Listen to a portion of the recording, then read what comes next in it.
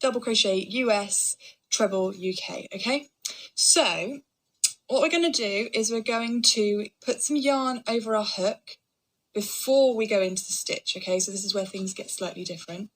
Then you're going to go into the first stitch that you want to use, and you're going to pull through some yarn, okay?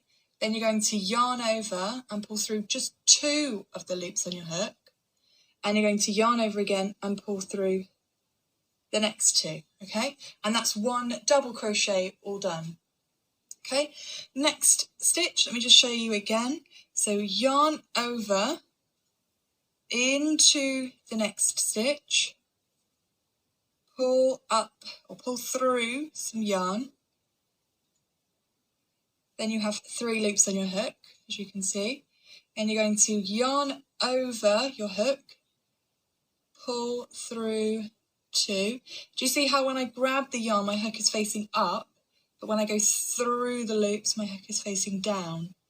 That just means there won't be any resistance as I'm pulling through the loops.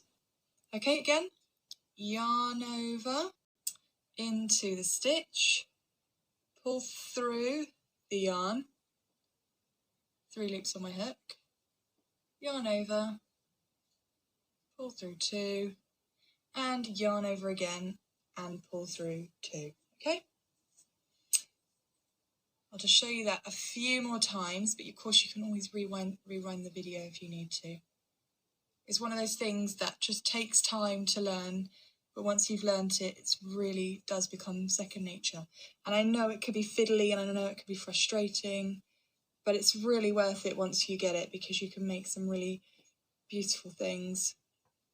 And there's nothing quite like the satisfaction that comes with making something yourself by hand from just a ball of wool or yarn or whatever and a crochet hook. That's a really good feeling.